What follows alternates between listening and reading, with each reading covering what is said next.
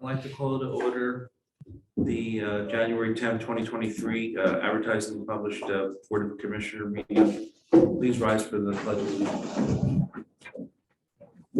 Pledge allegiance to the flag of the United States of America and to the republic for which it stands, one nation, under God, indivisible, with liberty and justice for all. Thank you. Public participation on agenda items will be taken as each item is discussed. Start with internal affairs. Under item A, review and consider minutes of December 13th, 2022. Any of the commissioners have any comments or corrections? Okay. I'd like to make a motion to approve the minutes of December 13th, 2022. Sorry. There's a motion and second to approve the minutes of December 13th, 2022. All those in favor, please signify by saying aye. Aye. Any opposed? The ayes have it. Thank you. Under item B, review and consider January 2023 bill list. Any of the commissioners have any comments or questions? Just one comment. So it's mostly payroll. The only large item is, the trash. So, and she outlined it very well in the memo that's attached. Like usually, you just did a great job. Any questions from the public about the stuff that was published on the website for the bill list? Okay. And hearing none, I'd like to make a motion to approve the January 2023 bill list. Second. There's a motion to and second to approve the January 2023 bill list. All those in favor, please signify by saying aye. Aye. Any opposed? The ayes have it. Thank you. Under item 3, review and consider Bryn Athyn Borough Intergovernmental Cooperation Act resolution. I see we have Manager Hoffman on the Zoom call. And if you would like to summarize where we are with that and how we could proceed further. Yes, I can do that. And I do need to go on the record publicly stating that I am not thrilled that I am specifically highlighted on the screen. I can see myself twice and it's uncomfortable. But so for tonight, with this resolution that would establish the Office of the Chief of Emergency Services, this is the kind of next administrative step in the conversations that we have been having with Bryn Athyn Borough for the better part of a year now. The board, as part of the 2023 budget, had established the funding necessary and increased the fire tax millage to be able to create this position, the Chief of Emergency Services. And that's being done in conjunction with Bryn Athyn. So this resolution is the first step to memorializing our commitment to work with the borough to hire this position. And then we'll establish, the next steps will be to establish the specific funding considerations. And that will be done by a separate agreement. And then also to advertise the position. We have shared the job description with both the Huntington Valley and Bryn Athyn fire companies and incorporated lots of the feedback that we had received from them.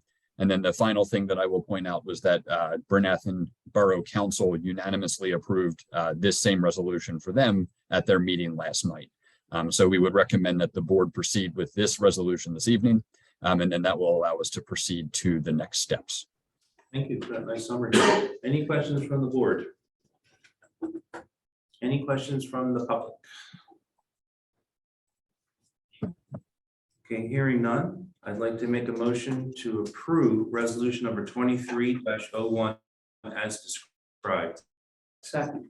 There's been motion and second to approve resolution number 23-01. All those in favor, please signify by saying aye. Aye. Any opposed? The ayes have it. Thank you.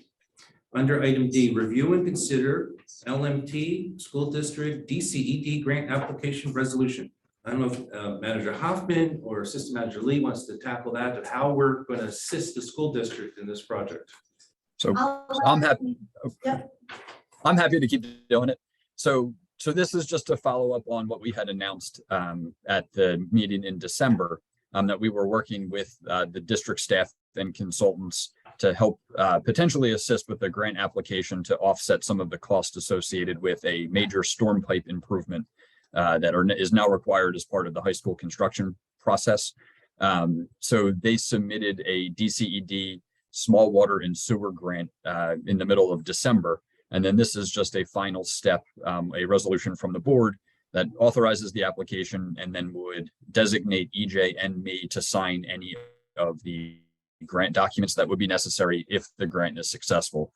So ultimately, this is a grant program that is only available to municipalities. So that's why this is in front of the Board of Commissioners rather than the school board.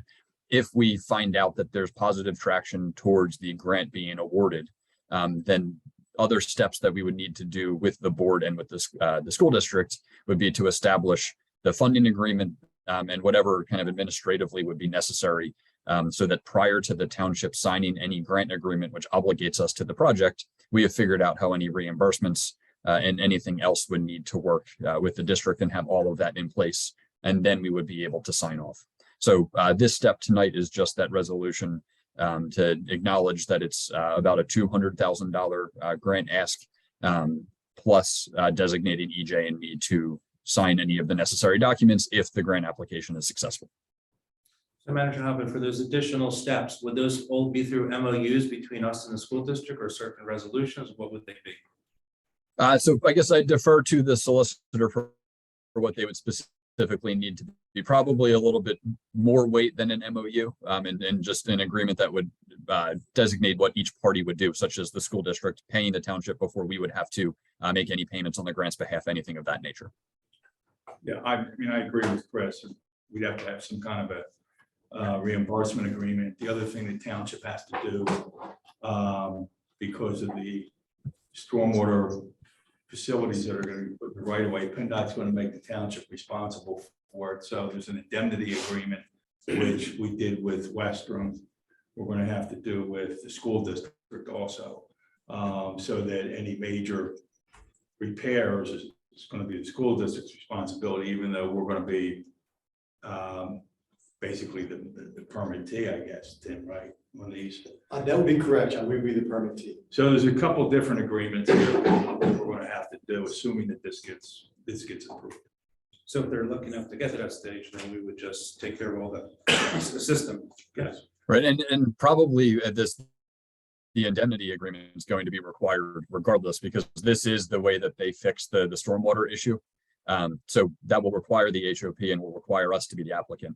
So that part I think will happen regardless of the success of the grant. Thanks for clarifying that. Any questions from the board? Does this cover the entire cost, or is this just a portion?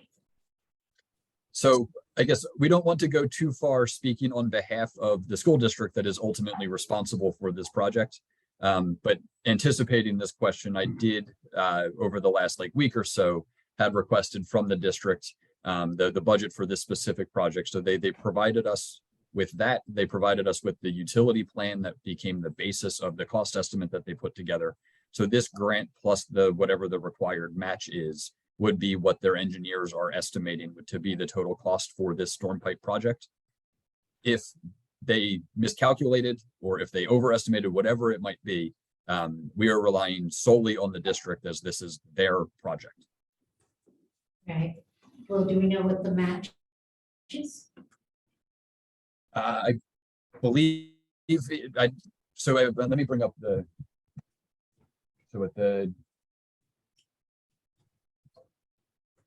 grant is requesting $207,000. So I believe that there's probably between a 10 and 20% match for their project. Because I think that the original total that I saw was maybe about $244,000. Okay. Any other questions from the board? Okay, any questions from the public? How we're assisting the school district? Okay, then hearing none, I'd like to make a motion to approve resolution number 23-2, authorizing the submission of a grant application as described. Second. It's been motioned and second to approve resolution number 23-02. All those in favor, please signify by saying aye. Aye. Any opposed? The ayes have it. Thank you. Under item E, administration report, Manager Hoffman, do you have anything additional to add tonight? Of course I do. So just a couple of items to call out. So the first is that we are making progress with the stormwater fee implementation. So I saw that Tara was going back and forth with the printer today for the sewer bills to make sure that the layout for that bill will be set up correctly.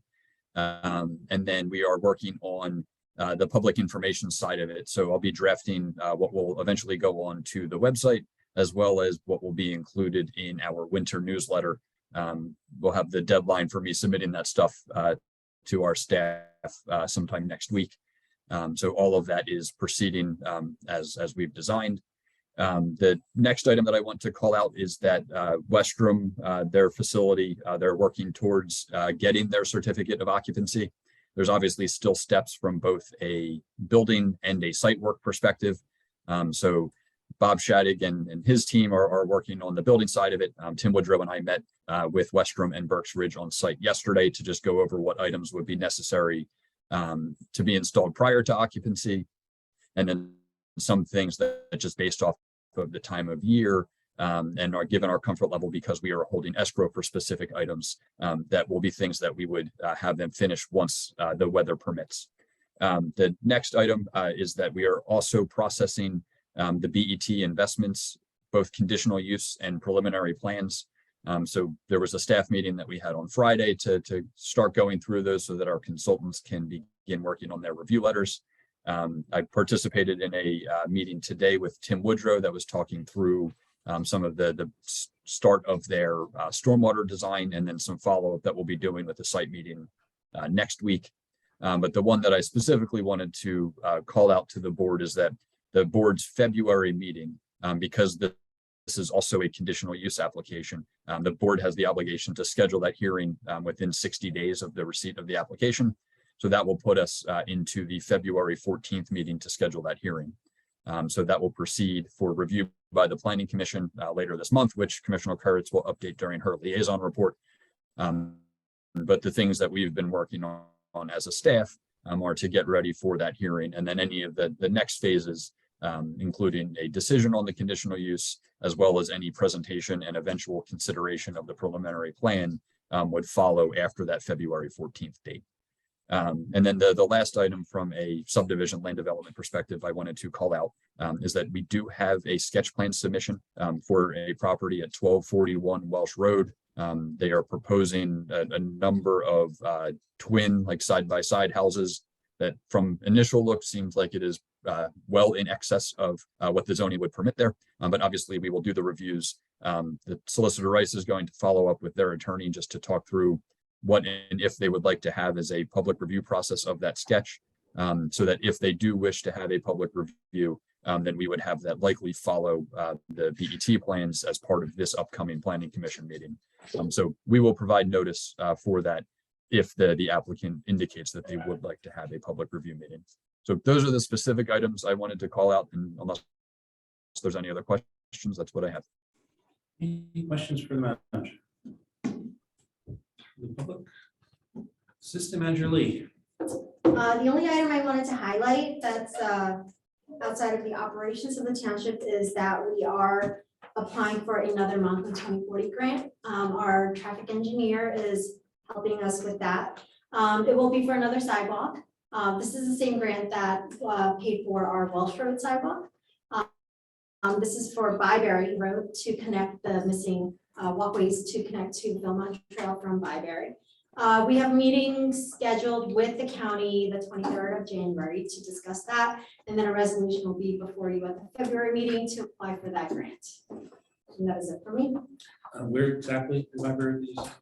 Between Keaton and further down. We said Philmont Trail, you meant Pennypack Trail? So- Yes, the Pennypack Trail, sorry. Gotcha. Any questions for the assistant manager? Okay.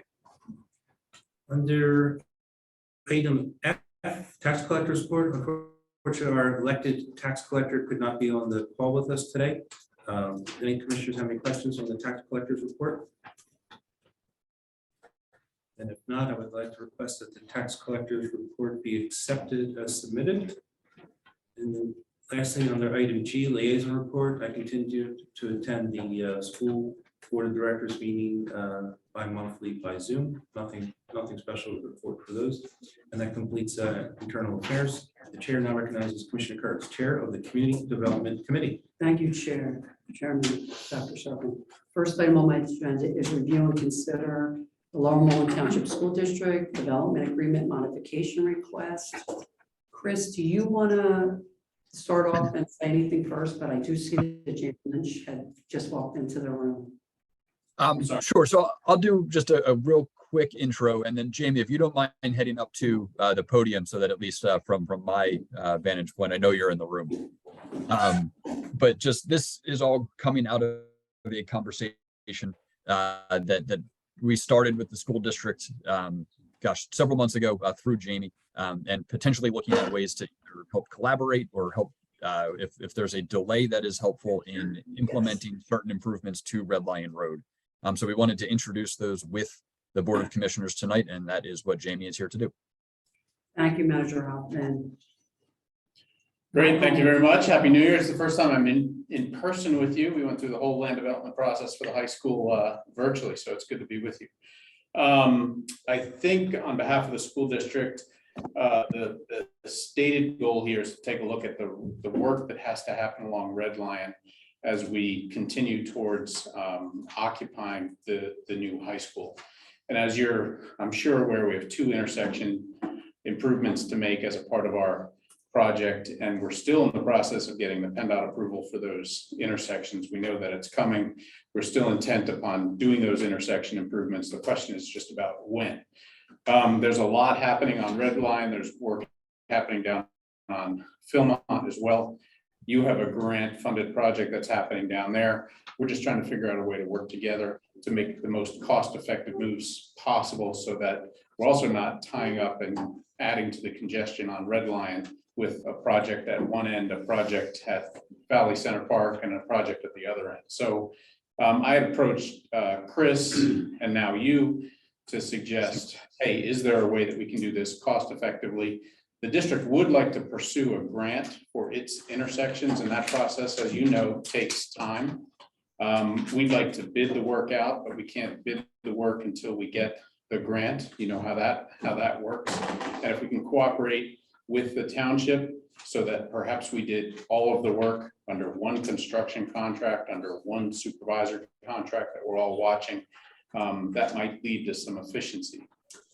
That being said, if we were to do all of that, the possibility does exist that our intersection improvements might have to wait and be done not next summer, summer of 23, but perhaps in the summer of 24.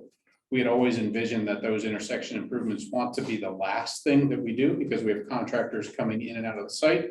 We don't want to damage any of the improvements that we make, but that our building occupancy occurs in February of 23, but our total land development package doesn't close until late in 24, because as you know, we have work over at Murray Avenue as well. And Jamie, So again, it's occupancy in February of 24. Occupancy in 24. I'm sorry, did I misspeak? I apologize. That's okay. 24, 23, boy, I got a lot of work to do. It's January. Spring of 24. So no action item, no particular request other than to continue to cooperate with you, take a look at those intersections, see what might be best really for the community as far as implementing them, with the possibility that we would do them in later in 24 than occupancy, knowing that completion of all the improvements is a condition of occupancy in the land development agreement. So, you know, from there, I would love to answer any questions that you have or get any feedback from you that I can take back to the district. Does the board have any questions for Jamie Lynch? No, How's the building look? All right. Well, I think you summarized everything very nice. Yes. Okay. Agreeable to having the Moreland School District work collaboratively with our staff and, you know, help you along and reach your kids, all that. Great. And getting the kids in and everything working in a timely fashion. Appreciate it. And I also want to say thank you again for all of the help that the township has given to the district, you know, through council, through the township engineer, through all of the folks that are working with the township. So far, so good is how I can leave it. It's moving along pretty well, despite the hiccup that we had with NBS at the beginning. Sure. Everyone else okay on the board? Yeah, we just want to make sure that the communication lines stay way open, that it doesn't collapse in itself. Great. Chris, how am I doing there? I'm communicating I with would- you, right? Yes, Jamie and I have, we've worked on a lot of different ideas through, to get to this point. So this would just be a continuation of that. Yeah, and I know that the school district is committed to that as well. Thank you. Okay. Thank you Anyone very else on the much. board? Anyone from the public have any questions for Jamie Lynch from the Moreland Township School District? Anyone on Zoom? Do you see any hands raised? I do not. Okay. All right. Thanks, Jamie. Thank you very much. Thank you. Thank you. Next item on my agenda is review and consider escrow release. It's Westrum, 2507 Philmont Avenue, number 1903. So there has been a lot of continued progress for the site work at Westrum Development Site. Tim Woodrow has the attached letter and recommendations in our tablet for escrow release number 6.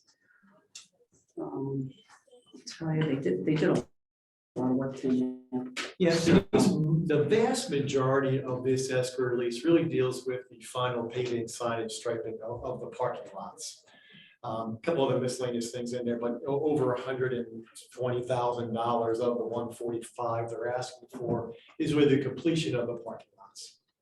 And as Chris points out, Westrum can see the finish line.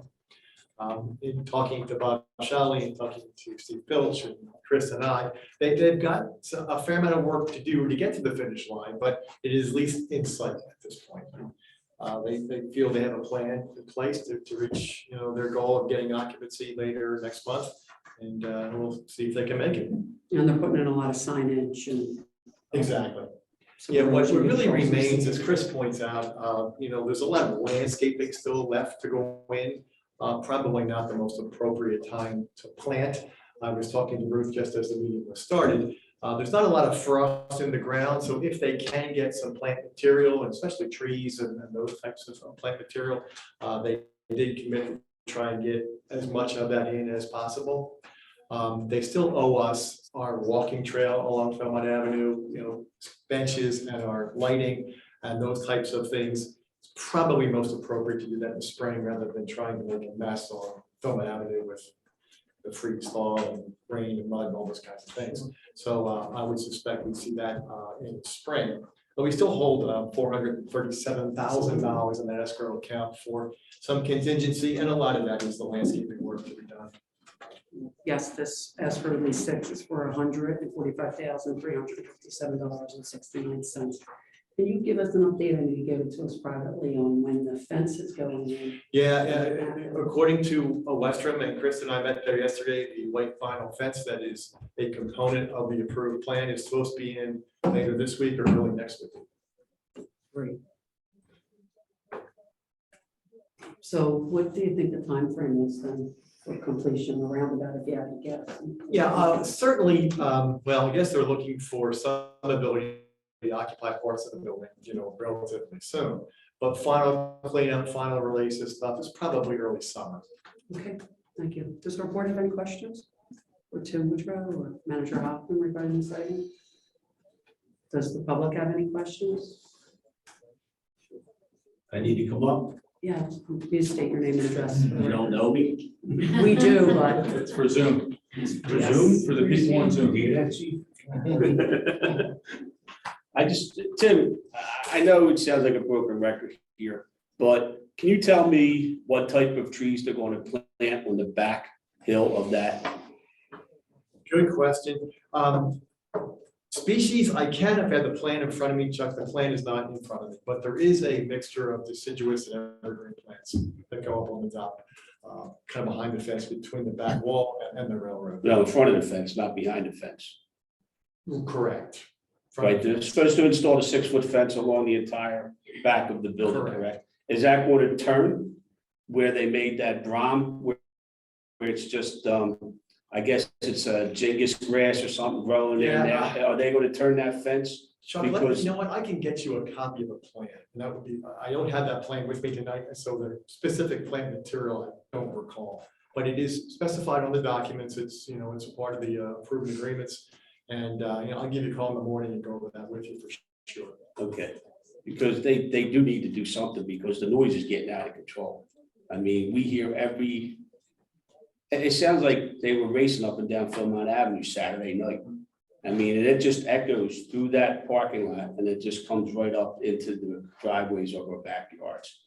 And I mean, if they put poplars there, it's not gonna be a sound barrier. Evergreens are the best, arborvitae, they grow up to 40 to 60 foot tall. And if they stagger them, that would be the best looking for the people. I mean, if Yeah. anybody's been in the Wawa parking lot here on the Board of Commissioners, you can see the back of the people's homes there. I mean, that sound just travels up there. And I don't know how good it's going to do, but we do need something there. It will be better than, once you get some things, again, not perfect, but probably better than it is today. And then when they gain occupation, a month, they have 30 days to remove that trailer on that lot, correct? That's correct. Okay, thank you. Thank you. Anyone else? Anyone else? Okay, the total escrow for this project is $1,389,506.29. Prior releases have been authorized totaling $806,571.85. This escrow release number 6, again, is $445,357.69, which, as Tim Woodrow expressed, will leave a balance of $437,576.75. There are no more questions from our board or the public. I'm going to make a motion to approve escrow release number 6. Second. It has been motioned and second to approve escrow release in the amount of $145,357.69. All those in favor, please signify by saying aye. Aye. Any opposed? The ayes have it. Thank you. Thank you. Next item on my agenda is review and consider planning commission appointment. The Board of Commissioners held interviews. Candidates had to answer a preset list of questions, all which were answered. We have 2 qualified candidates for 1 full open position. The 2 candidates are Jesse King and Sheldon Margolis. This is a 4-year appointment. So I'd like to open up to the board to see if they have any questions regarding this appointment. I'll start. I thought both Jesse and Sheldon did an amazing job. I think they're both very well qualified and either would be excellent in the position. And hopefully we can find a role for both in the township. So I agree. Thank you, Commissioner. Now, anyone else? I have to say that I'm fond of both of these gentlemen. Jesse is my neighbor. Shelley is also my neighbor. And I spend every 6 months with them at the polling place. And we get along like gangbusters. When no one was interested in this position, I actually asked Jesse if he would consider doing this, and he stepped up right away and has been on the list for quite a while. So I thought that, I should tell you that he has been waiting for this to be voted on quite a while. That might be information you don't already. Thank you. Anyone else? Are there any questions from the public?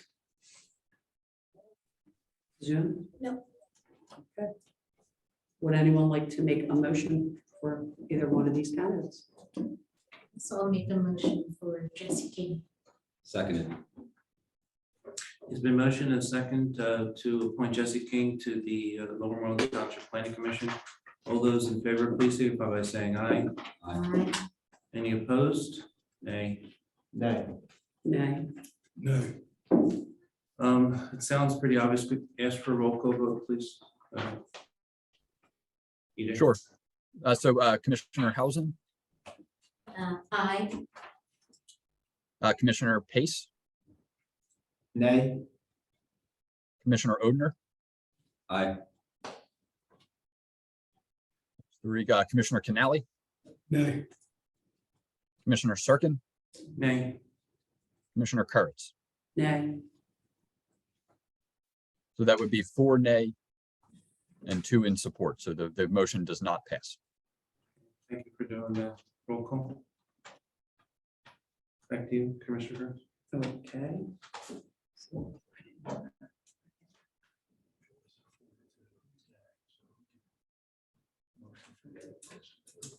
Okay. Would anyone like to make a motion for Sheldon Margolis, who is the next candidate? I'll make a motion to appoint Sheldon Margolis for the planning commission. Second. It's been motion and second to appoint Sheldon Margolis to the Lower Moreland Township Planning Commission. All those in favor, please signify by saying aye. Aye. Aye. Any opposed? Nay. Nay. Do a roll call vote. Chris? So Commissioner Hausen, Nay. Commissioner Pace, Aye. Commissioner Odner, Nay. Commissioner Canali, Aye. Commissioner SIRKEN, Aye. and Commissioner KURITZ. Aye. So then therefore the motion would carry. Thank you. Motion carries. Okay, so we have a resolution in our book, appointing the member of the planning commission. So I'll make a motion to approve resolution number 23-03, appointing Sheldon Margolis. I think we just did that. That is what that was. Yeah. Okay, so I don't have to. No, You're done. Uh-huh. Okay. It's for a 4-year term. It'll start January 11, 2023, ending January 10th, 2027. Okay. So Chairman, I'm ready to proceed to the next agenda item. Yes, please. Thank you. Next agenda item is building officials report.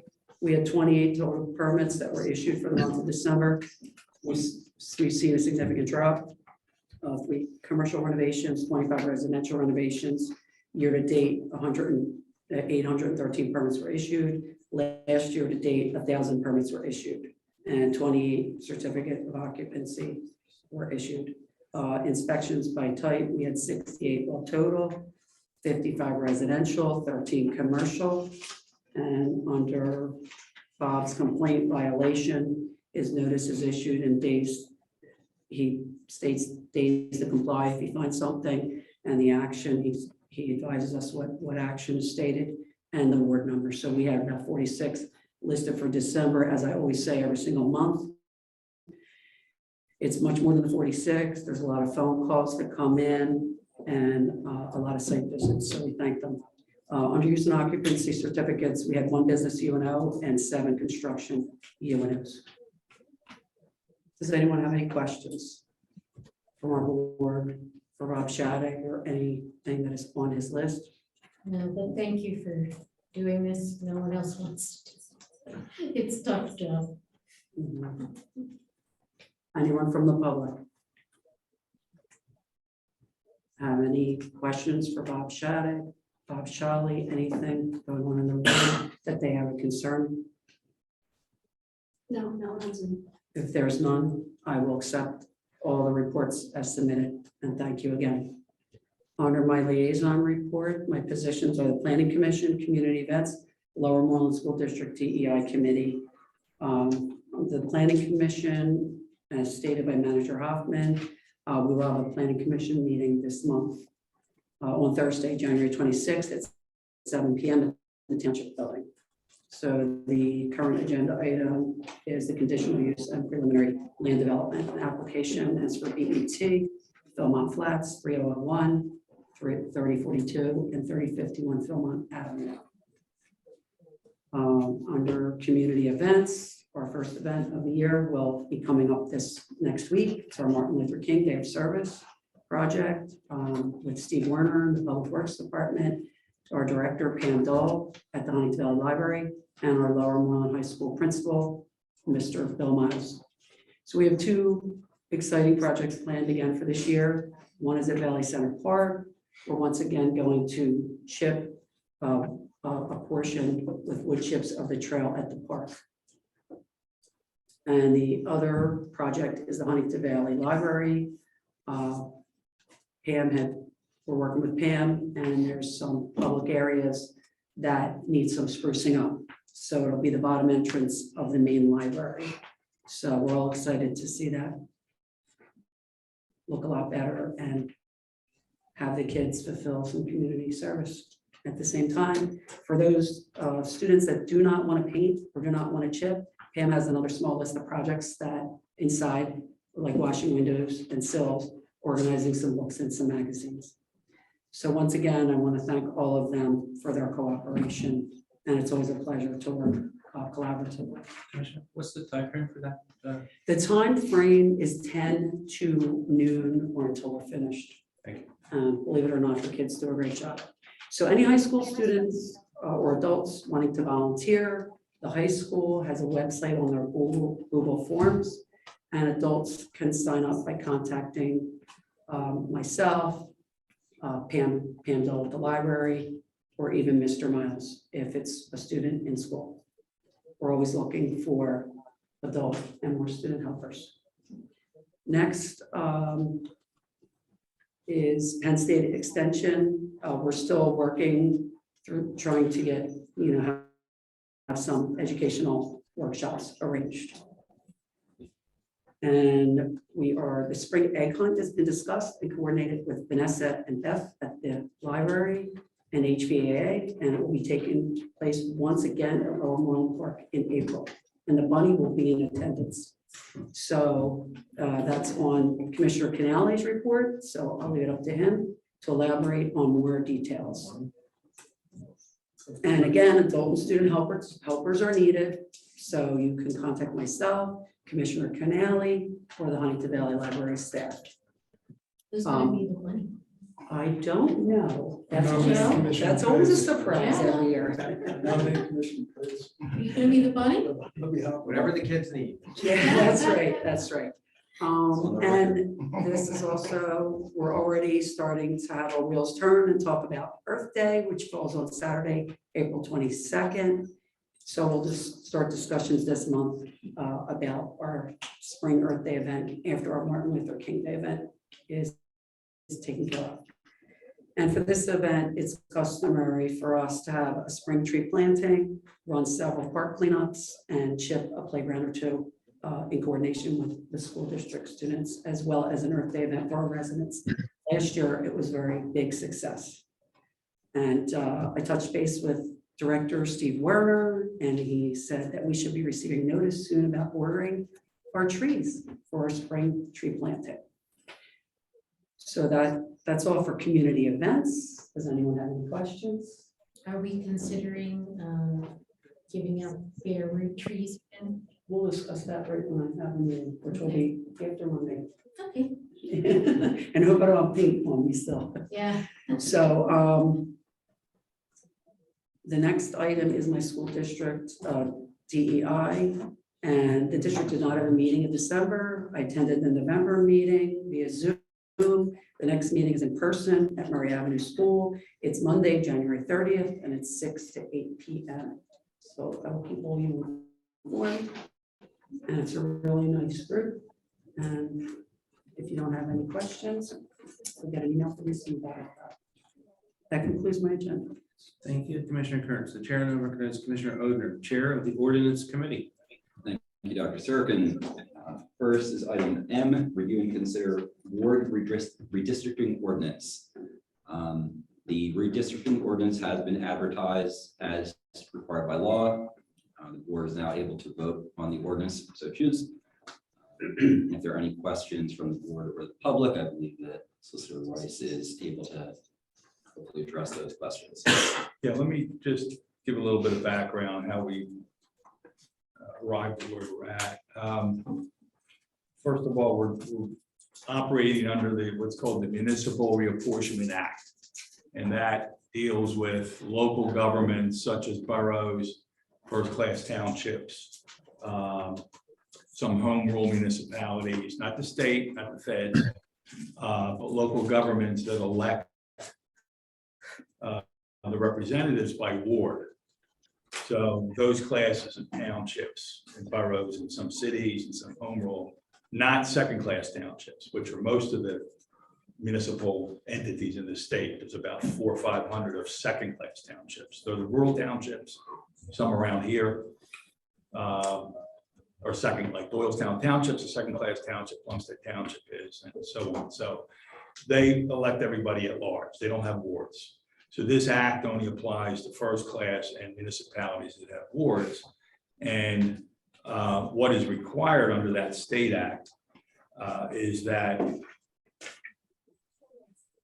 after every 10 years, when the population is counted by the federal government, after every federal census, those municipalities are required to do this. I can tell you that most ignore it. They don't do it unless they see that there's a problem, but it is mandatory under the act that you reapportion. So, I mean, there is reasons not to reapportion if you're not out of whack in terms of population, but the goal is to take each ward and have them as closely mirror each other in terms of population. So when the board started this process, Amanda Holt, who is pretty much a statewide recognized expert in this, was engaged. She prepared a document dated August 23rd, 2022. So that's when this started, and this was her assessment. Basically, her assessment was that except for Ward 5, all the other wards were outside of the acceptable population range. And she means an acceptable population range is usually you take a mean population, which is 2,320 people for Lower Moreland. And then there's a range on either side of that. So the range on either side of that is 2,204 to 2,435 people per ward. So that's your range. The board received this. This has been available since August of 2022. And the idea is to, try to get to 6 wards as close as possible in terms of population range. There's some general rules regarding that. You should have compact areas where your population is, but in this particular requirements we're operating under is using the federal census blocks. And the federal census blocks are literally blocks on a map that they count so many people in this block. So if you need to move people from Ward 3 to Ward 2, because Ward 2 is too low and Ward 3 is too high, you have to take the whole census block. And that may or may not be, a straight line. In most cases, it's not. So this is what Amanda initially came up with. Subsequent to this August proposal, then she distributed a November proposal, which dealt with, from her perspective, what should happen with the variances in the 6 wards. So that was distributed around November 2nd. And she gave some options in terms of moving people from one ward to another ward. And it really has to be a continuous move. So you would, 1 to 2, 2 to 3, 4 to 6, and 5 to 6, right? 6 is sort of in the middle of 4 and 5 for some reason. But that's how you have to move the census blocks. She gave a couple options.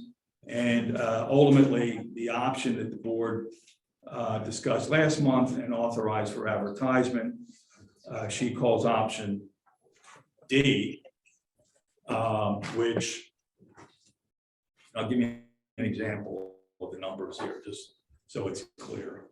And it's a bit of a confusing process, but once you've done it a few times, it's actually pretty simple. In terms of making sure that your wards are relatively equal. So option D brings all 6 wards into compliance, and you have a range of population, a low of 2,252 in Ward 6 to a high of 2,401 in Ward 4. And the rest of the other 4 wards are in between that particular range. For example, Ward 2, when this started, had 1,917 people, federal census block, 1,900. They now have 2,294. So there was movement between, I think 3 and 2 and 1 and 2 to some extent. But the goal was to try to get the variance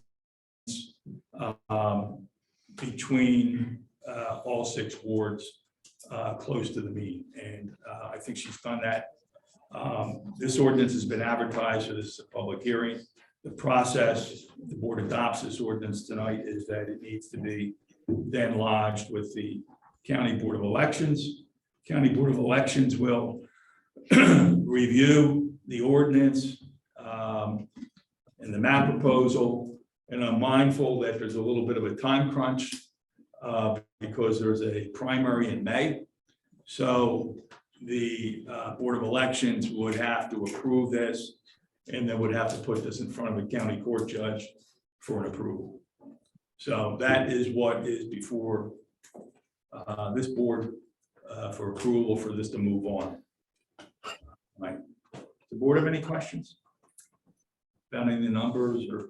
So the process is, I'm a little confused on the process. We approve it, Approve the ordinance, okay, then it goes to the Board of Elections, the Board of Elections. County Board of Elections, correct? And they have to approve it? They have to approve it. And is there enough, you said something about court or no? The County Board of Elections then has to take, assuming they approve this, they put that in front of a judge. That judge has to sign an order.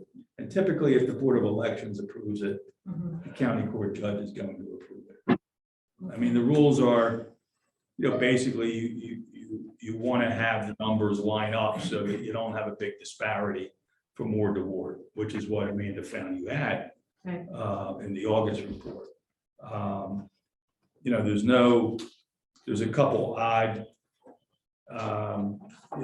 parts of Ward. There's a piece of Ward 2 that juts into Ward 3, but that was, from what I understand, was a function of the census blocks. You can't cut a census block in half and have this pass muster. So that's the process.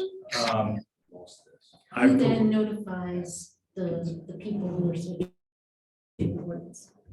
Who's The county. The county's responsible? Yeah, there's a voter registration arm in the county, and I think they have to send some of this on to Harrisburg.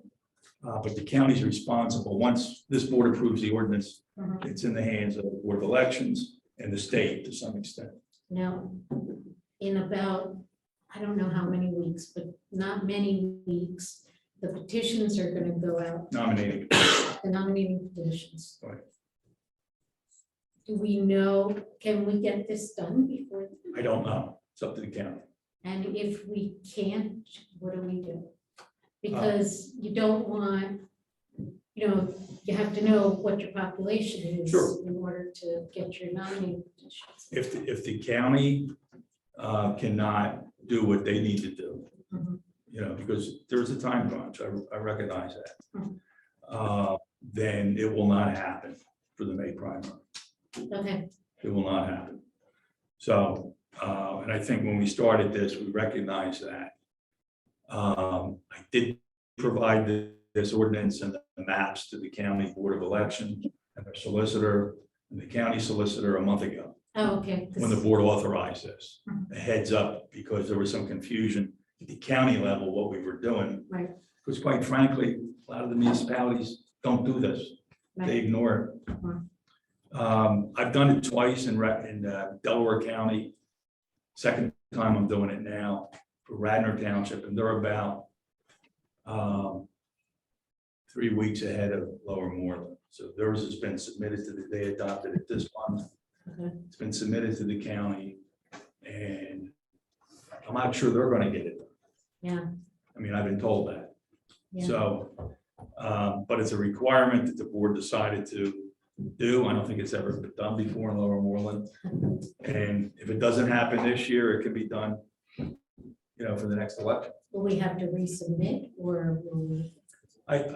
Well, you would still, you would have to likely resubmit. It depends on what the county says, but it's based on the decennial census. So 2 years from now is 2025. We're halfway through. You could still do it. You could do it at any time. Okay. But there's definitely a time crunch. Yeah. Yeah, and I It's think only material because we have 1, 3, and 5, the next, right. this coming election. The following one, none of us are up, right? Well, in 2 years, it would be 2, 4, and 6. Right, but isn't there one between? No. It's going to go, 4 will be the president. Yeah. it's going to go, even and odd. Okay. And the ordinance spells that out. But like I said, I've been through this in Delaware County, and they did it. They started a little bit earlier than they did this time. Mhm. They actually approved an ordinance in November, Mhm. and that got done Mhm. for that. That was about 8 years ago. Oh, wow. So Okay.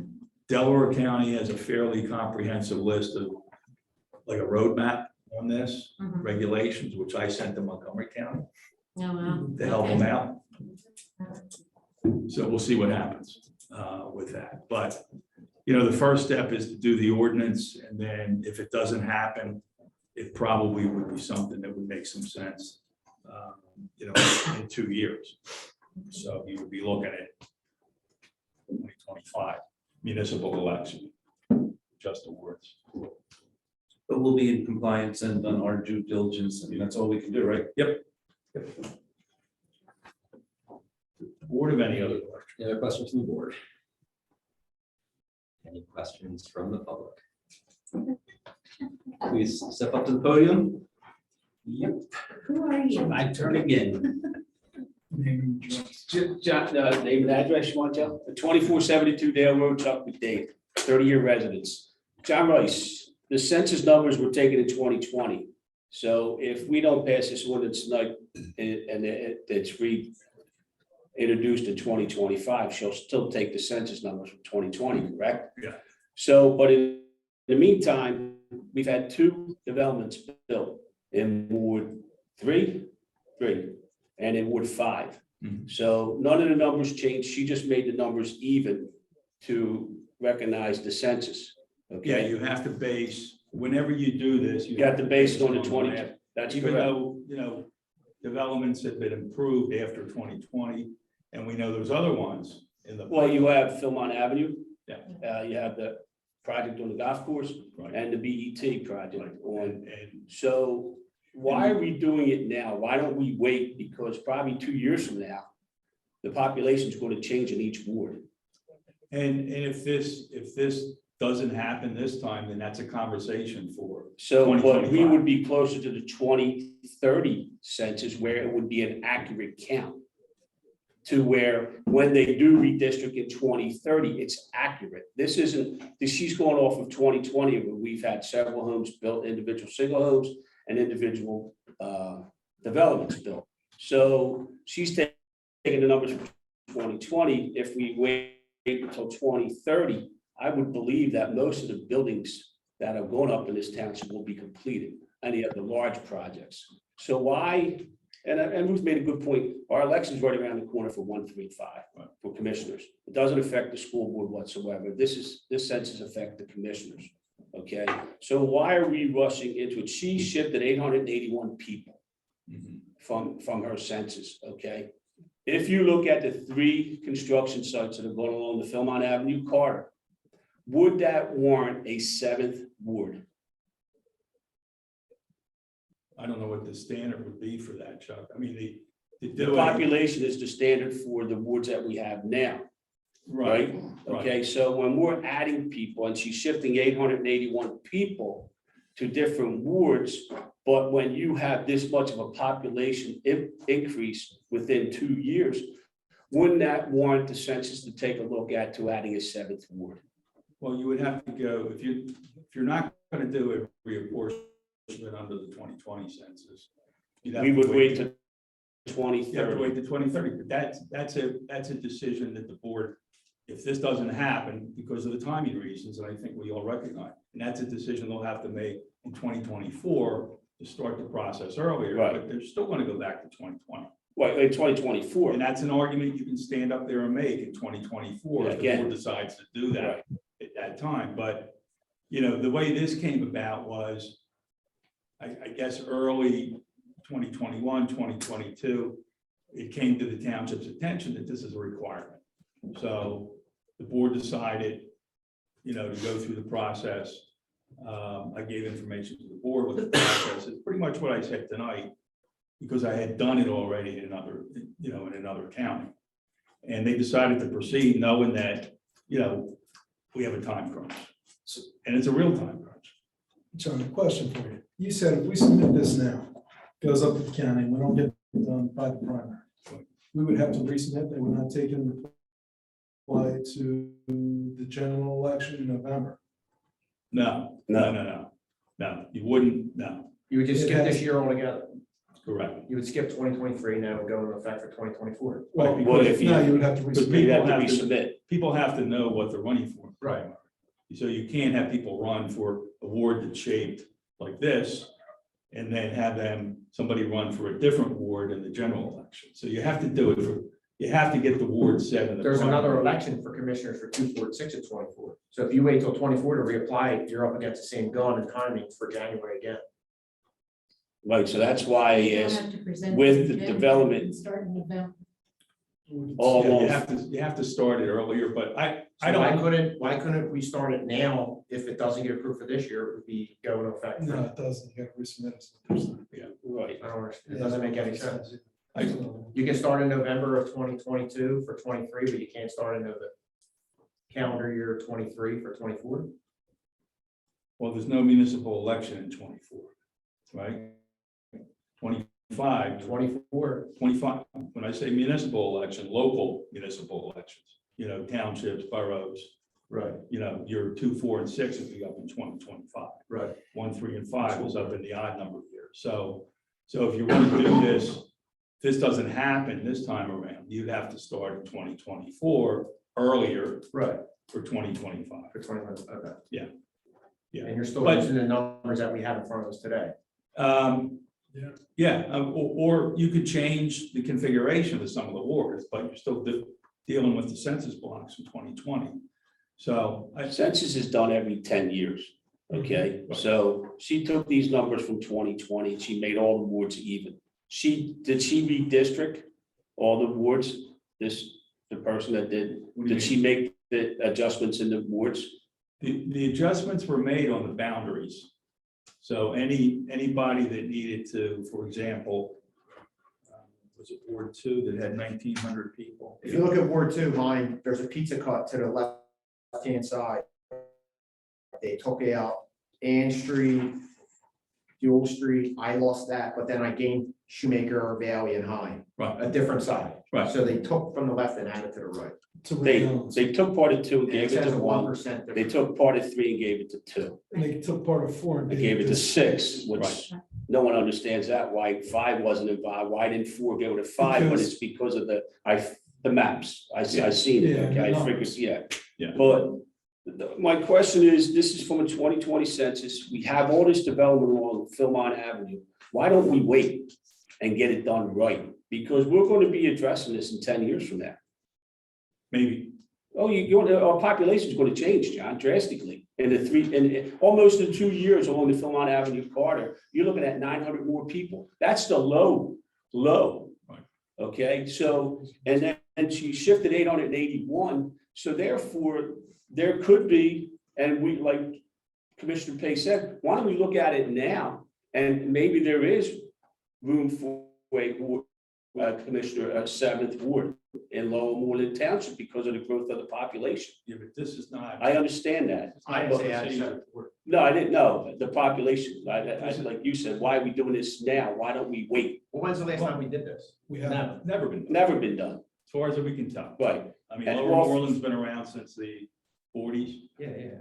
From So- 2011 to 2020, there was 1,000 people that moved into Lower Moreland. Okay, 2011 to 2020, 1,000 people. You're looking at that in 2 years along the Philmont Avenue corridor, maybe more. I went low with the 900, okay, but maybe more.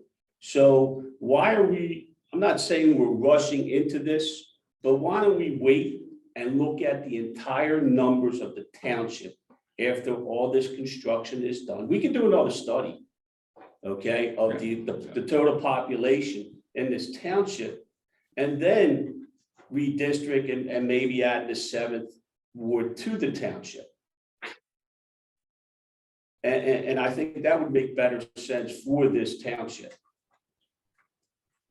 Up to the board. It's up to the I board. don't get a vote. I know you don't. But I have a question for you, John. Municipalities, boroughs, are there any other, I haven't found any, are there any other even number of board or council members? Usually it's 7 to 9, 9 to 7. It's an odd number, not an even number. Yeah, I don't So know. there is another one in Montgomery County. I'd have to look to see who it is, but there's I think a 14 commissioner board somewhere.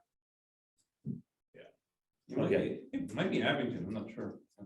Or I think lower. Abington might be 15, but it's Abington 15, Upper Moreland is 7.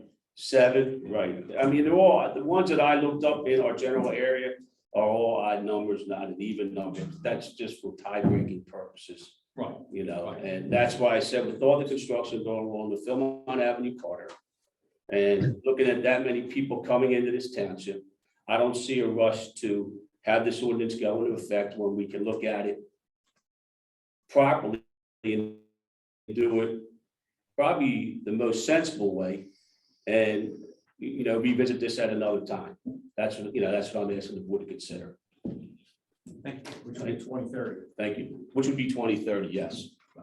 So I have a couple follow-up questions on what Mr. McCabe said. So we're doing this because we're doing our part as the due diligence, and we can't predict what the county's going to do, and the timeframes. So, but if we would do this, we'd be doing our responsibility at the proper timing of when this is supposed to be done. That's number one. Number two, I'm confused that even if it's not an effect for this election cycle, and the county and the court approves it, isn't that the new boundaries for when the 2020? Well, I mean, won't that be in If the effect? county and court approve it, it's in effect.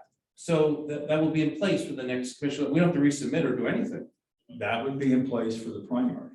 for the next cycle. But if they No, do they don't it get it done. And I'm saying if they miss this cycle and they For approve, 2025. say they approve it in September, They could do that. and then it's still in effect for the next time For we. 2025. Right. Right. They could do that. But again, I'm speaking for the county. I don't know what the county's gonna do. Right. Because I know that they're confused about the question to begin with. It probably doesn't happen much for them, I guess. And, I'm just keeping them, I started to keep them in the loop a month ago. This is coming, and it's advertised January 10th. So we'll see what they do with it. Yeah, so for my part, I believe I need to do what we're expected to do in a first-class township, and I think the rest is going to be up to the county. And then this could be revisited in the next census when it's appropriate again, but and if I feel I need to do my part as far as what we're supposed to be doing. And if the Board of Elections can't approve it for whatever reason, then, the question is, can this be approved in 2 years? Do we have to resubmit? Do we have to do another study? When you say, if it's not approved or not approved? Not approved, or either way. Let's say it's approved, if they approve it, but they can't get it on the ballot. But you just said it would be in place that's the new boundaries for the 25 municipal elections. So there's nothing further for us to do. If they agree with it. Well, That's we'll have to wait and see what they would do then. sort of treading on, new territory with the Board of Elections. And I know that Lower Merion is trying to do the same thing, and they're having the same issues with the county. And I think that because nobody's following this, that doesn't come up that often. So John, just as one follow-up question to what Commissioner SIRKEN was asking, in mapping out kind of what happens, because we've been very cognizant of the fact that there are new developments that are people have moved into since the 2020 census, and there will be more that are coming in the next few years. But if our understanding from Amanda and the way that this process works, the board has to consider only moving this by designated census blocks. And we won't have official census block counts that incorporate any of these new residents until after the 2030 census is complete, which we likely won't get that data until late 2030, late or early 2031. That the first actual opportunity where there's an official count that is done that gives the board the information necessary really isn't until 2030, right? Right. So there wouldn't be a way to say, do a process with a different, if the board reauthorized this process because for whatever reason, even this ordinance doesn't take effect to modify the wards for the 2025 primary and general election, the data at that point would still be the same data because we can only rely on the 2020 census for now. No, correct.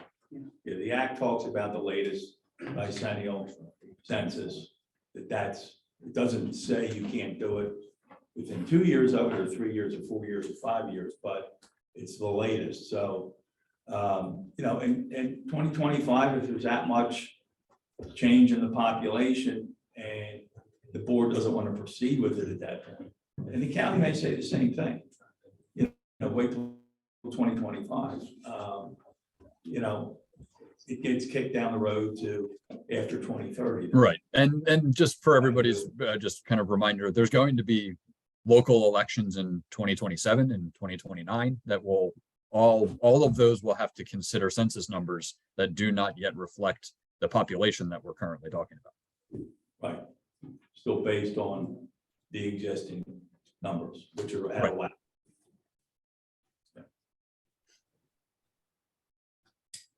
Any other board questions?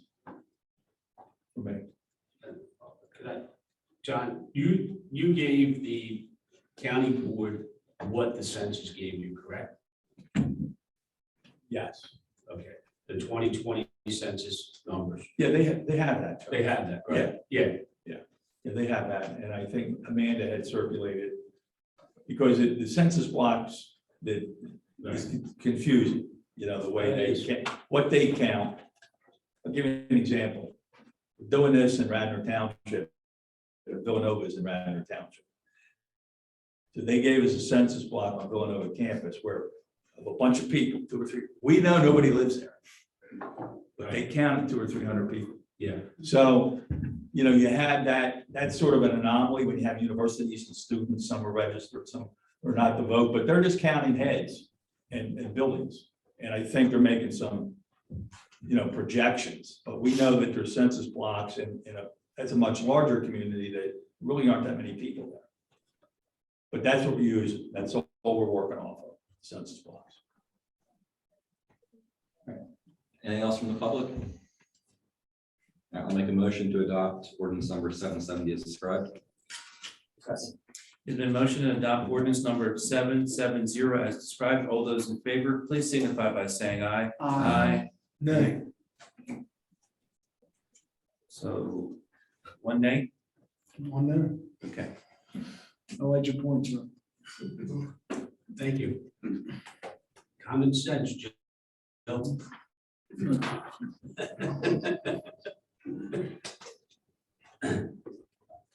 Okay. Next is item N, review zoning hearing board alternate appointment. The term of zoning hearing board alternate member Timothy Weir is set to expire on March 19th, 2023. Staff will review this position and inquire if Mr. Weir is interested in continuing to serve in this capacity. Additionally, the second alternate position is vacant as the prior member recently moved out of Lower Moreland Township. Questions regarding that? I'm sorry, I missed, when does his term expire? March 19th, Got it. 2023. Thank you. Mhm. Any other questions? How do we determine do people have to submit their resumes for the alternate position? Is that how that works? with this as well? Mr. Hoffman? Yes, I would recommend that if there's anybody that a commissioner speaks to who would be interested to be considered, just to send me their resume and then like email cover letter, and then I will distribute that to the board. And Commissioner House, just to answer the question about that, the alternate does get used a fair number of times because of recusals that people just can't make a meeting. So it can be an active position if somebody's interested. Yeah, great. Any other questions? And from the public? Moving on. Item O, review zoning hearing board agenda and decisions. There is one new application for the January zoning hearing board meeting, application number 23-01, the application of Randy Whiteman of 537 Rutherford Road, who seeks a variance to allow an increase in the maximum 25% lot coverage to 29.9% to allow construction of a pool. So that he is a softball teammate of mine, so I hope we can get that pool put in. Additionally, the two hearings from the December 2022 meeting were continued. Application number 22-18 will be heard at the January meeting as well. Application number 22-18 was the application of William Schwemline of 1055 Hillview Turn, who seeks a variance to allow an increase in the maximum 25% lot coverage to 36% to allow construction of the pool. I do not play softball with him, so I don't care. And application number 22-19 will not be heard in January. The applicant's attorney expressed the possibility of the February meeting after we advertise for January. And application number 22-19 is the application of Artek Bryn, who seeks a special exception to allow an assisted living facility for the elderly at 106 Byberry Road. So we don't know if he's going to present there.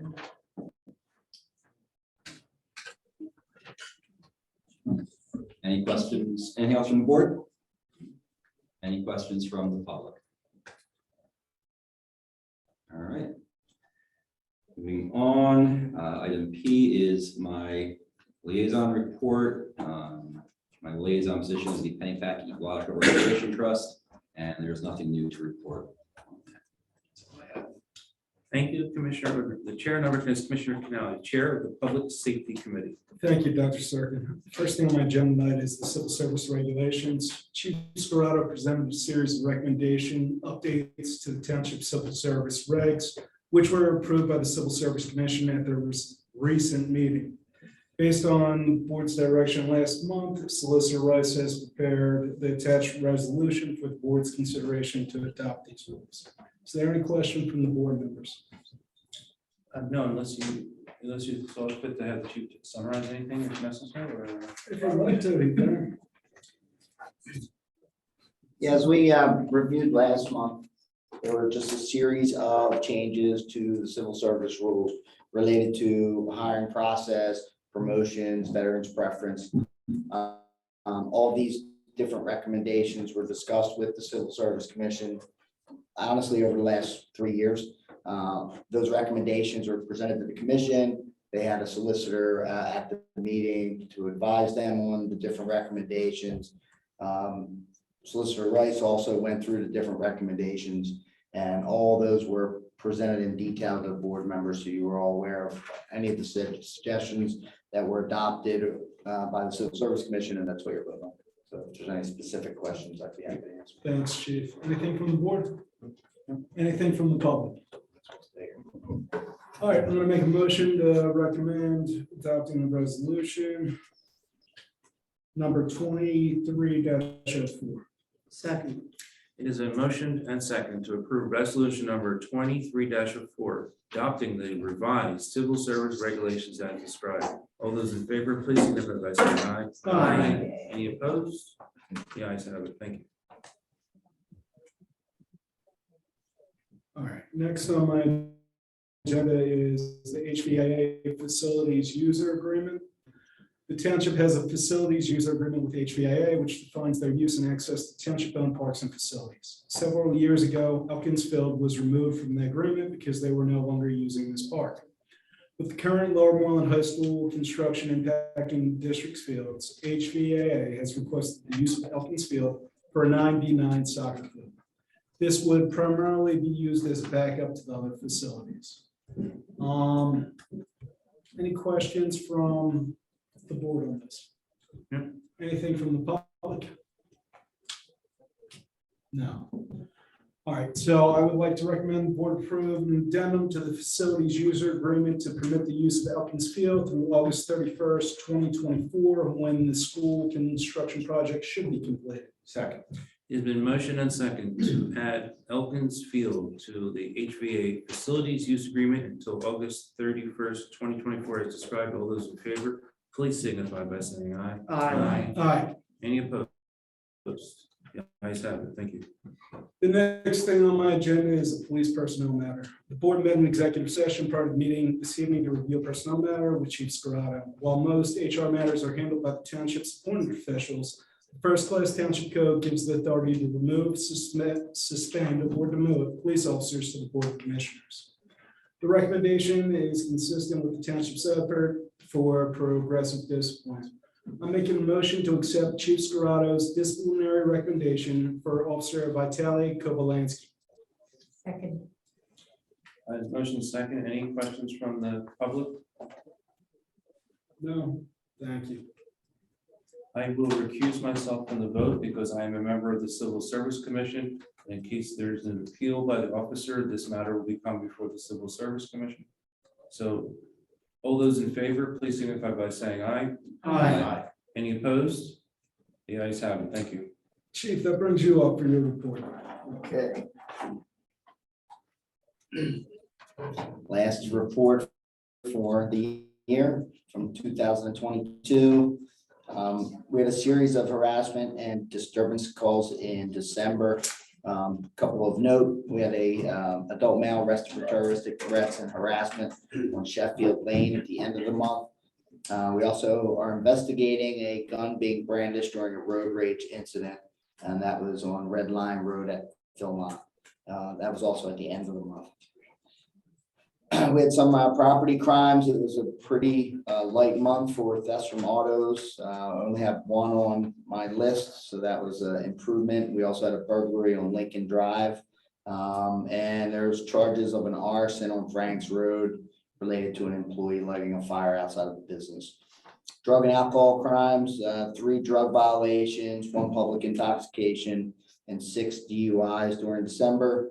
I thought it was very interesting this past month. We had 4 warrant arrests of people from other jurisdictions. One was for the warrant from another police department in Montgomery County, on a warrant arrest from Philadelphia Sheriff's Office, a warrant arrest from a Bucks County police agency, and another one from Montgomery County agency. So our officers are doing a great job as far as identifying wanted people in our community. And lastly, for our department updates for the month, our department hosted a training for first responder families. This was a officer wellness, stress-related, critical stress incident team-related training for family members of first responders and first responders themselves. This was attended by firefighters, EMS, and law enforcement families from all over the region. It was a great program and helping make sure our families and our officers are supported at home. Then we had a community event. We had a canine ugly sweater run, which I attended with my ugliest sweater. That went pretty well. And that was on December 11th. And that supports our canine unit. So we appreciate everyone coming out to help us. And in case you haven't heard, the Thor plush toys of our newest canine officer are now in stock and they're going off the shelves like hotcakes. So feel free to come out. Any questions for the chief from the board? Anything from, come on up. Yes.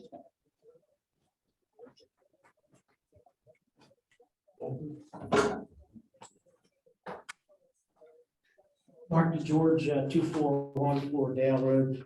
I have a question for the chief, only because we were aware of the executive meeting on one of the last meetings, and there was some police issues.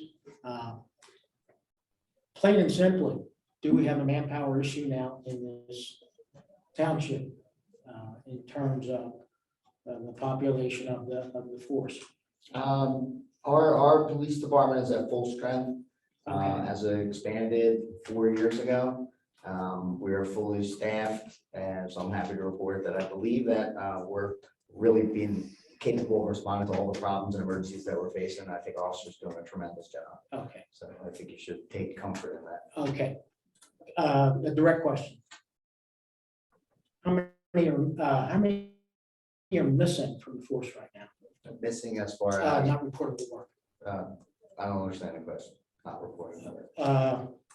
Are any of your officers suspended or fired? So we don't discuss personnel matters, but anything that goes before the board, they approve. Okay, But our staffing, we have minimum staffing standards, so Okay. regardless of illnesses, injuries, personnel matters, any of those things, staffing is always covered on the street. okay. Again, it's a little alarming to see the issues here.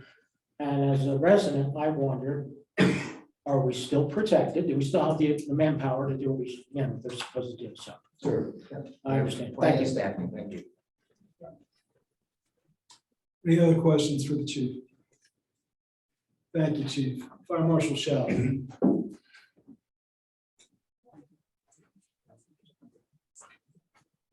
Good evening. The month of December was busy for the fire department. We had an array of vehicle rescues, vehicle standbys, a couple of assist police. We had some building fires, ended up being absolutely nothing, but on the weekend of December 24th and 25th, of course, Christmas weekend, we were quite busy with the weather-related calls. On the 24th, we had 2 fire alarm calls, and then on the 25th, the volunteers were extremely busy with broken water pipes. First one started at 667 Wells Road, that broke in the attic area, and that was quite a bit of damage. The second one was 3201 Huntington Pike on the 2nd floor. That flooded out a second floor office and most of the 1st floor. And then with the 3rd call was at Carson Terrace, which started on the 5th floor and went down to the 2nd floor. 7 apartments were damaged. During all this was going on, we also had looks like a fireworks or trash call. And then while that was going on, we had a building fire at Glory Day Manor, which thankfully ended up being somebody just trying some rags in the microwave. So again, the weather was a major factor. Volunteers did not get a full Christmas dinner or to spend some time with their family. So that should be recognized for the volunteers for that weekend. So Saturday, December 31st, we had a fuel oil spill in the basement of a home. We had a fuel oil spill, heating oil spill in the basement, which was taken care of by the cleanup company.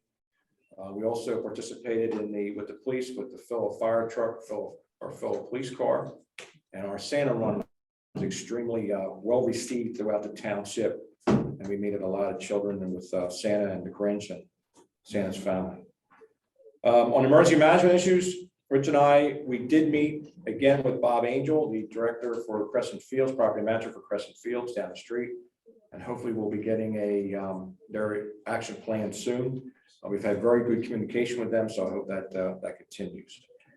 We had our last county EM meeting at the Fire Academy, the emergency management meeting. We discussed the training for next year, some new guidelines for active shooter. And at the time, the first guideline went out for active shooter with no input from the fire department or emergency management. We had a lengthy discussion with the police department, and hopefully we'll be sitting down with police. There's really no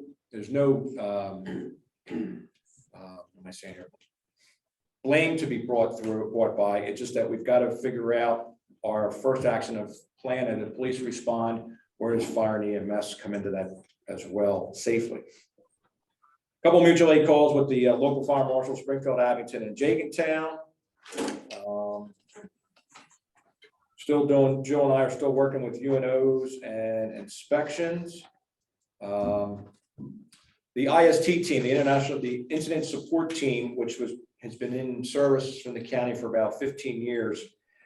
We had our last meeting on December 1st via Zoom, and we are going to disband the IST team down to 12 members. The reason is we have about 28 members strong, which comprise of police, fire, EMS, and emergency managers, but we felt that 12 would be the sufficient number to work the team, and these 12 members will also participate in working with the county EOC when the county EOC was down for an extended period of time. We had a meeting with our emergency management in the local Montgomery County area, this Eastern Park, Cheltenham, Abington, Jenkintown, Horsham, and the surrounding areas, and we felt that if we had an emergency, we could call those surrounding communities, which we already have a mutual agreement in place, that they would be able to help us and fill those certain roles. So we'll have hopefully know by the end of February the new IST team makeup and any other thing that the county will have for us for the coming year.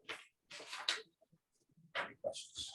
Marshall, there's a question about the homeowner sustains a fuel spill in the house. Do you help them get in a vendor right away? How does that work? Correct. The chief worked with their insurance company, and they could call the insurance company, or if not, they could call hazmat team officer. And like, for instance, I'm the assistant chief. I have a list of cleanup companies that I can assist the homeowner through their insurance to get it cleaned up. How quickly does something like that happen? It depends. Usually we can, if the cleanup company comes out within the first, say, 2 hours to at least get the initial cleanup started. And then from that point on, depending on the severity of the spill, we had one last month at Abington where the entire concrete floor will have to come up and remediate. And also it gets quite expensive. But you answered my very timely, they're pretty quick. It can be, yeah. Thank you. Yeah. Any questions from the public? Thank you, Fire Marshal Sheriff. That takes me to my liaison reports. Start with HVAA. Basketball season is underway. Coaches are doing a great job. The kids are having a great time, and it's a pleasure watching the practices and the community come together during the games on Saturday. So everything's going well there. I believe the dugouts are going very well up at Moreland Park in Ward 6. And everything's looking great there. That's all I have on HVAA. Regarding the library, as Denise already touched on, there will be the egg hunt on April 1st, rain date of April 2nd. Times will be up on the website for that. And let me just pull my report on the library. The next Board of Trustees meeting will be this Thursday, January 12th at 7:30 p.m. in the library community room. It's also a hybrid meeting. Saturday, January 14th from 10 to 2, the Library Friends Group will hold another book sale in the newly renovated book sale room on the lower level. The library will be closed on Martin Luther King Jr. Day. Thursday, January 19th at 7 p.m. Community room. John, in the community room, they ask you to join Carl from No Bull Training for a fitness and nutrition seminar designed to kick off 2023. Whoever's looking to get fit, and keep that in mind. Finally, on January 24th at 7 p.m., the Friends Learning Lab Adult Social Club will hold their first meeting. This group will cover a variety of subjects and allow new people to meet. Please RSVP to the library website if you're going to be attending that. There's upcoming children's events, including folk club, chess club, and a variety of other events. Check out their website. There's plenty of information on that in there. That's all I have. Back to you, Dr. Sutton. Thank you, Commissioner Cano. Chair number is Commissioner Allen, Chair of the Public Property Committee. In 2002, we were approached by an organization called the Friends Cricket Club to use Athyn's field. It required very little of us, just mowing the field. So we allowed them to do it with a temporary pitch, which is the thing that goes in the middle. And most of the play happens on the pitch. Now they've expressed interest in actually pouring concrete where that temporary pitch was so that they can make it a more permanent use. This will not affect the 9x9 soccer field that HVA wants. They're in two separate areas. So we would like to give them a new license to allow the club to make the pitching. Does anybody have any questions? Did HVAA and the people from the cricket club meet out there and confirm it's not in the way? Okay. So, Joe, we're in charge of placing both of them. So I had talked with Steve to confirm that we can place the 9v9 soccer field entirely in the grass area, which will not have any implication to the pitch. Cool. Manager Hoffman, do we have times that, I know I usually went in the afternoon if I wanted to catch a cricket game here and there, but do we have set times on Saturday and Sunday? Do they give you any times of when they're actually going to be playing? So I will answer that question, but I need to specify that anything regarding the specific use and the times that they're there, that is not what is up for consideration by the board. This is just a license agreement that will allow them to go make this improvement on a township owned facility. That still ultimately is a temporary improvement. We would have the right to be able to remove it if we needed to. So the only thing in front of the board tonight that is for consideration is just making that improvement. Separate of that process, if it's Elkins or if it's any other township facility, we have field rental procedures in place. So this group will submit to me for a permit request for their use that we would expect to be between April and October. So when we did this in 2022, because there were no other users of Elkins Field, I gave a more broad authorization for their use, because if we knew that they weren't competing with anybody to be there, their permit just allowed them generally to schedule as necessary on Saturdays and Sundays. Now that we're going to have the possibility of Elkins being used for HVAA soccer as a backup, I'm going to have both HVAA and the Friends Cricket Club better specify the times, so that just similar to the cricket group, HVA isn't going to schedule specific games there. They're going to use it either as weather would dictate, or if they need an extra game, something of that nature. So I'm just going to try to create these blocks of time that they can schedule as they need. And then the permit fees will be based around the blocks that are scheduled. So that's how we're going to handle it for 2023. Thank you. Just concern about, both plan and the conflict and parking. Yep. So that's it. To avoid that, we're going to make sure that, say, if HVA, I don't know that these are the times we'll agree to, but say HVA gets the facility until noon, because that is when they're specifically for the spring, where their usage is lighter. But say if it's between 8 and noon for HVA use, and then at noon to sundown for the cricket group, that way, if anybody needs to schedule something specific, there's no chance of them overlapping. Thanks, Chris. Yep. I have a question. Manager Hoffman, so of course, this improvement is at their expense, right? Yes. Thank you. And who will be responsible for maintenance of the concrete slab once it's down? So then, essentially, once it's down, though, it gets covered by like a more permanently placed piece of turf. So if there's any issues with that, our public works is in that park on a weekly basis to mow anyway. So we would just communicate with them if there was any specific repair or something that needed to be done.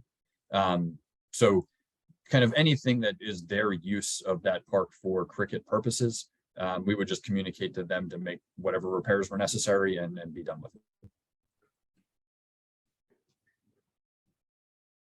We're not talking about a large area. No. And Correct. The bulk of the game, while like the activity is focused on the pitch, the bulk of the size of a cricket field is just the grass area that surrounds it in a large circle. Yeah, with Commissioner Kurtz and I were fortunate enough to be invited to their championship games. Yeah, And we got to see it, the final game. it was amazing. I see them coming in now, the businesses over there too, the Dunkin' Donuts that are supporting some of the businesses, so it's good. yeah, they're very respectful as well. They've been perfect tenants, quite frankly.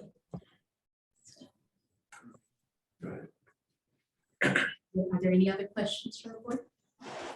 Any from the public? Just one comment.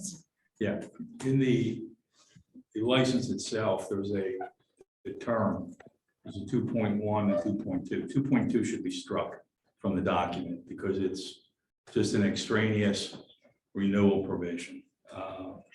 So what do we strike? We're striking 2.2 So we make the motion, we'll say that. to approve it and strike 2.2 because 2.1 sets the term, which is 2 years. Right. And then it can be terminated upon 30 days written notice by either party. And then it automatically renew after 2 years unless terminated. But 2.2 is an older version of the document. My mistake, that should be struck. Thank you. Yeah, I was gonna put that into the motion. Any other questions? You need more Make a motion. clarification on the 2.2 or? No, you can, whenever you're ready, you can make a motion. I make a motion to approve the license agreement with Friends Cricket Club for Elkins Field, with the exception of section 2.2 in the term on page 2 should be stricken. Second.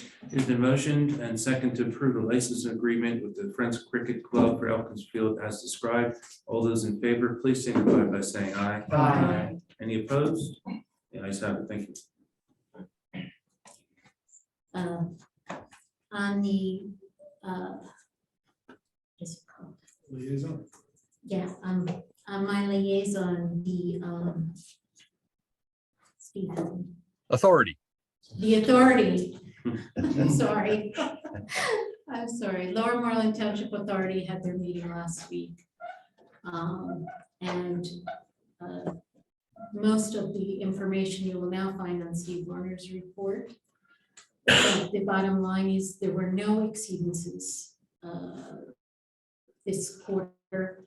And that is despite the fact that the known problem at the Beth Ayres station has not yet been resolved or remediated, but there are plans to do that quite soon. I'm sure Steve will have that.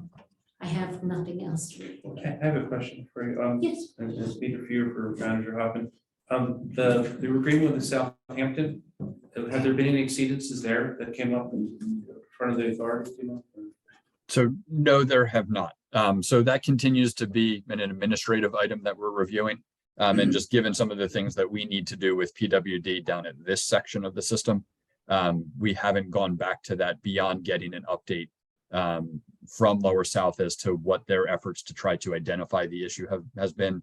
I think ultimately where this is headed is most likely we'll be recommending a modification to the agreement that includes a increase to the total gallons per day, because that seems to work relatively well within the capacity we have with Philadelphia, but then also determine a new, more accurate way to bill what is coming through.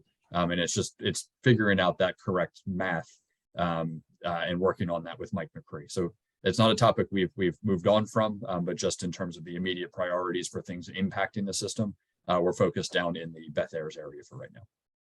Thank you for that update. Appreciate it. That's all I have. Anybody else? Okay. Thank you. That completes my report. Thank you, Commissioner Housen. The chair now is Commissioner Joe Pace, Chair of the Public Works Committee. Thank you, Doctor. Max's Public Works will turn over to Steve. As the team did an amazing job with leaf pickup again this year, so I appreciate all your work. Tell your team members, all the neighbors were happy.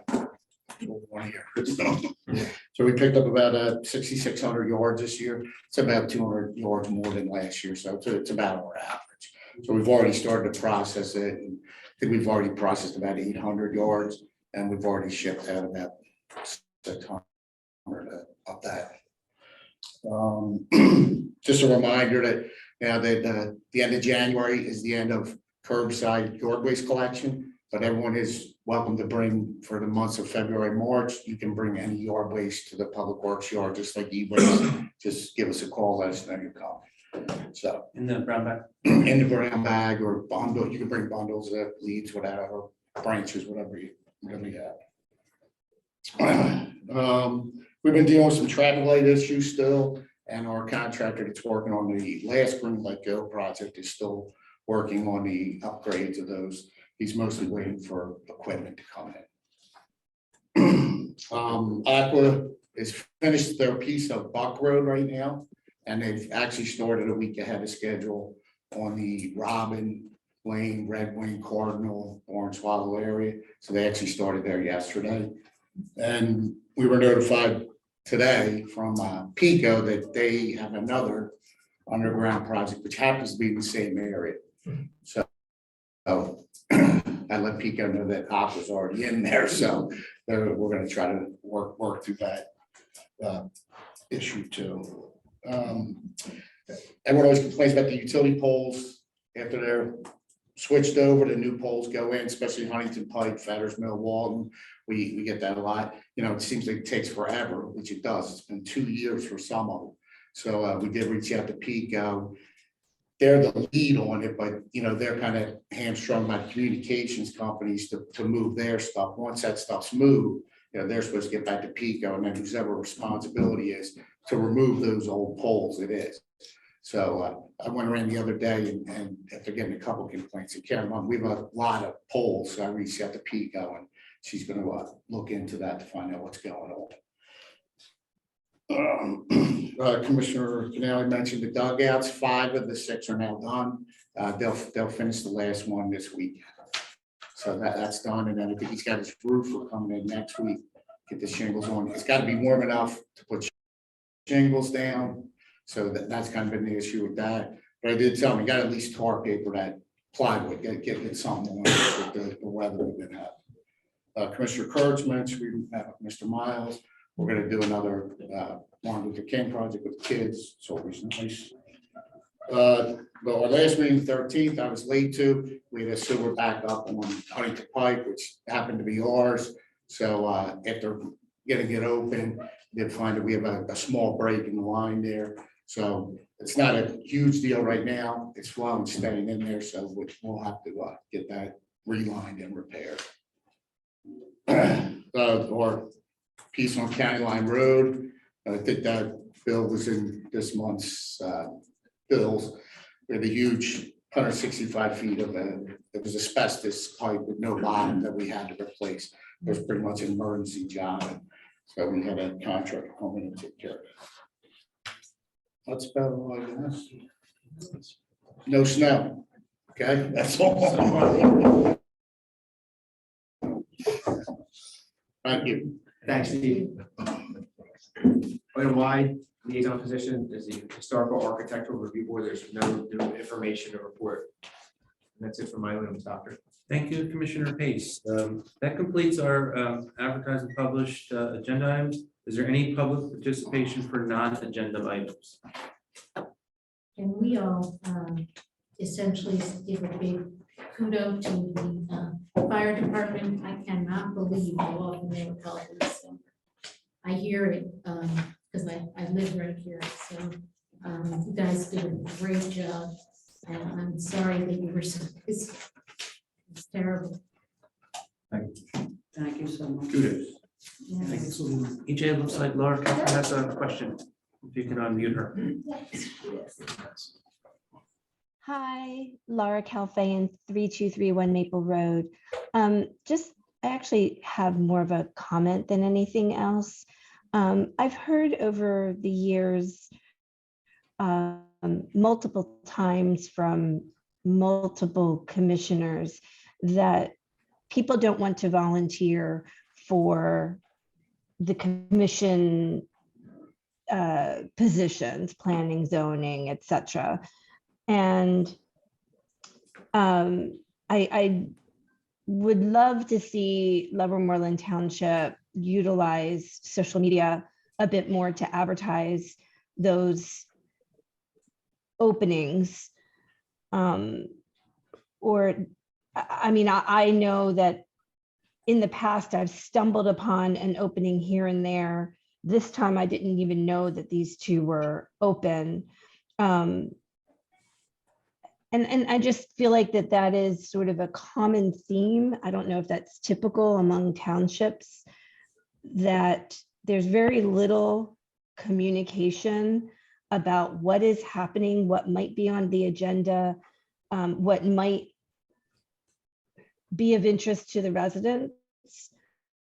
And I just feel like if we used social media a bit more, I mean, we have a Facebook page, neither one of those openings, the planning commission or the alternate, was on the Facebook page. I don't know if it was on the township page, but typically people don't go and look up the township and decide to go scan what's on the page. It's just not normal behavior. I just think that they're, I don't know how to say this properly. If the Board of Commissioners wants more public interaction, there's a way to get it. Instead of people constantly being reactionary after the fact, I think that there's a way that we could step up getting information out to the public before decisions are made, et cetera, et cetera. So that's one comment. The second comment is much more miscellaneous, maybe. I'm so happy that we finally have microphones and Zoom meetings. Next step would be to try to get each commissioner their own microphone. Tonight was, I guess, because the room is kind of empty. Those of us who tend to log in on Zoom, I could hear sort of at times better, but at the same time, it gets very echoey when it's empty. The person I could hear the best was Chris, probably because he's also on Zoom. And I'm trying to attend. I've been here almost 2 hours, just like everybody else, and it's just really hard to hear some of the commissioners when they're speaking, and then it's just hard to be engaged when you can't hear. There was something else I wanted to say about that. Oh, in the past, I've noticed that when we have folks sitting at that table where the microphone is, a couple of months ago, probably more than a couple, we had the lawyer from one of the developments, I don't remember if it was BET or the Philmont Country Club development, and the lawyer kept moving her paper. And every time she moved her paper, you could not hear anyone speaking. All you could hear was her moving her paper. So if we could maybe look to evolving to the next step and getting better audio, I think a lot of us would appreciate it. Thank you so much for your time. And Chris and Bob Shattuck, thank you so much for helping those of us here on Maple Road with the problem that we were reporting. I really appreciate how prompt your responses were. It really meant a lot to us. So thank you for that. And everybody have a good night. Thank you for your comments. Any other public comment? Okay, hearing none, I'd like to entertain a motion for adjournment. Second. Is a motion and second to adjourn. All those in favor, please signify by saying aye. Aye. Any opposed? Meeting adjourned. Thank you for coming.